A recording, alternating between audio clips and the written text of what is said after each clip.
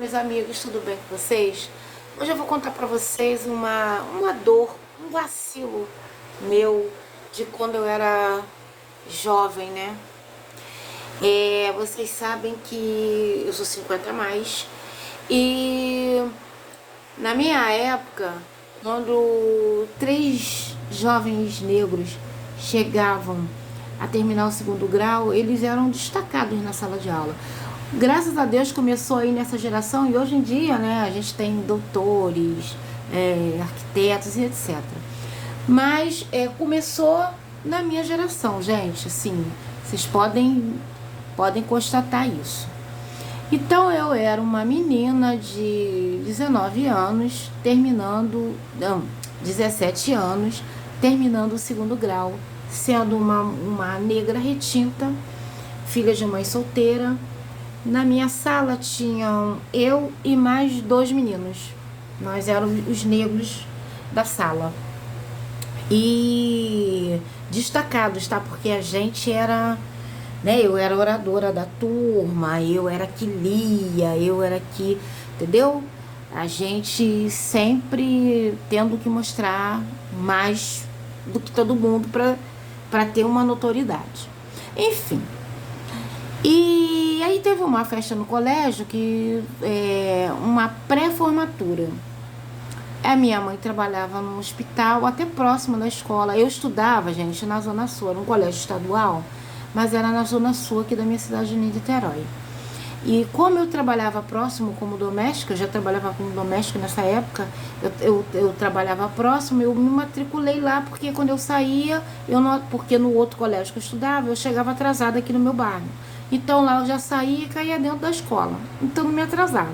Chegava em casa tarde, mas estudava. E aí era assim, era um colégio estadual, por ser dentro da Zona Sul, ele era um colégio que tinha uma atenção maior do governo. E aí até as pessoas de lá, né, vamos dizer, os classe média de lá, tinham alguns filhos que estudavam lá. Então imagina, né, era uma qualidade, né, e etc. Você já sabe como é que funciona essa coisa aqui no Brasil. E teve uma pré-festa de formatura. Minha mãe trabalhava no hospital próximo a esse colégio também e ela não pôde ir. E foi a mãe de desses amigos, de um desses 3 amigos, uma mãe negra. E, gente, eu tinha 17 anos, tá? Quando ela chegou lá, ela foi, assim, nós três éramos assim, destacado que a gente estudava muito. Mas era só nós 3 ali, aquele cantinho de nós 3. E ninguém meio que conversava, nada. Nem os brancos ricos também eram meio destacados. A gente meio que conversava entre nós e a mãe desse menino foi nessa festa. E, gente, ela saiu de lá chorando porque só quem é negro sabe o que eu tô falando. Se tiver algum negro aí, bota um up. Sabe o que eu tô falando, porque quem não é, não tem noção, e não tem como mesmo você saber o que você não sente. Se você nunca sentiu uma dor de dente, você não vai, se você nunca sentiu uma dor de dente, se você levar um beliscão, você vai achar que o beliscão é a maior dor do mundo. Então a gente não pode culpar as pessoas também por não saberem. Mas quem é preto, eu sou uma mulher preta, a gente sabe como que dói. E os olhares, não se misturarem. E ela viu a gente, nós ficamos numa mesa com ela, e ela viu o isolamento da gente, como as pessoas falavam. E esses pretos aí, tipo assim, chegou muitos pais, né? E olhavam assim, teve uma família particular, o que esse pessoal preto tá fazendo aqui? E aí uma outra mãe de aluno falou, sim, esses pretos aí, eles estudam, eles estão terminando também o segundo grau. E, gente, aquilo foi tão pesado para ela e pra gente. Ela saiu de lá chorando, triste, e ela falou, olha, deu um abraço em nós 3, né, no filho dela, na gente, e falou, ó, vocês sejam fortes. E tipo assim, eu não venho mais aqui. E aí no dia seguinte, o nosso amigo falou que a mãe dele chorou a noite inteira. E tava conversando com o pai dele, que ficou muito triste, porque não sabia, não imaginava que a gente passava na escola, né? E aí chegou a tal da formatura, gente. E a mãe dele falou que não iria, não queria ir, desejou, né? Assim, até aí quem tá de fora fala, poxa, mas ela foi covarde. Não é, gente, é complicado explicar isso. Só quem é preto, se tiver algum preto aí, sabe o que eu tô falando.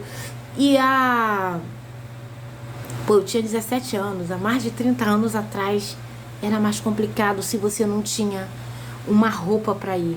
E a formatura foi num salão de uma outra escola que cedeu pra gente, um salão muito bonito, de escola chique. E assim, e os pais da gente tinham que escolher entre comprar roupa pra gente, que não foi, né, a beca, e a gente tinha aqui todos branquinho, e a roupa para eles. Então, como eles não tinham como comprar roupa, minha mãe, a mãe dele, a mãe do outro, eles compraram pra gente. Só que a minha mãe, ela arrumou uma roupa. Minha mãe era uma funcionária muito querida, ela comentou no trabalho dela e um patrão ajudou, coisa e tal. Mas gente, na minha cabeça eu fiquei tão traumatizada com a história da mãe dele, porque ele chorava e a gente chorava, nós três chorávamos com a história, que a mãe dele ficou triste com aquela história. E aí nós combinamos o seguinte, né? Já que vai ser difícil mesmo, então deixa elas, não vamos nem se importar, porque elas não vão vir, porque não tem roupa, eles não têm roupa pra vir. Só que minha mãe arrumou. E, gente, eu fiz uma coisa com a minha mãe horrível, horrível. Eu falei pra ela assim, ela falou, oi, Roxinha, né? Meu apelido é Roxinha. Eu arrumei roupa pra ir na formatura. Mas eu tava tão com aquilo na cabeça que eu inventei pra minha mãe que nenhum pai ia mais na formatura. E assim, e também não contei pra minha mãe o que tinha acontecido com a mãe do meu amigo. E minha mãe ficou muito triste, ela, poxa, mas... Eu falei, não, mãe, nenhum pai vai, nenhum pai nem mãe. E minha mãe ficou triste, porque olha só, gente, eu sou filha única, negra, de uma mulher solteira, e estava terminando o meu 2º grau. Assim, para muita gente isso aí não é nada, mas para minha mãe era muito... Naquela época era muita coisa. Não era pouca coisa, não, era muita coisa. Hoje em dia, eu tô falando aqui 2º grau, né? Mas a galera de hoje em dia é ensino médio. Mas era 2º grau. E minha mãe não foi. E depois que passou a formatura, aí ficamos nós três lá sozinhos. Todo mundo com os pais lá. E o que doeu muito na gente também. Foi muito dolorido. Além e assim, depois eu fiquei com arrependimento de não ter deixado a minha mãe ir. E é uma dor assim. Depois eu pedi desculpas a ela. Eu comentei, ela chorou muito, ela ficou muito magoada comigo, com razão, né? Porque eu deixei de dar essa alegria pra ela, né? Ela podia ter morrido com essa alegria de ter visto. Ela sabe que eu era uma boa aluna, ela tinha todo esse orgulho, mas eu podia ter dado isso pra ela, né? Então é uma dor que ficou comigo também. Então, gente, hoje a gente tem que dar graças a Deus das coisas terem mudado, das coisas terem melhorado. Racismo dói na alma. A Glória Maria já tem uma frase dessa, né? Que o racismo dói na alma, e dói mesmo. Se vocês são negros, vocês sabem o que eu tô falando.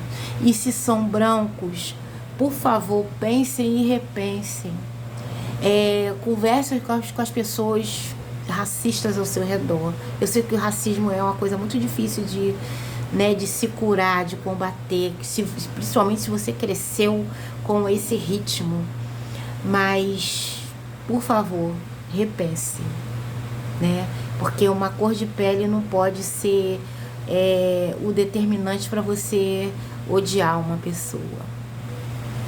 Beijo, gente. E fazer ela sofrer também, né? Beijo.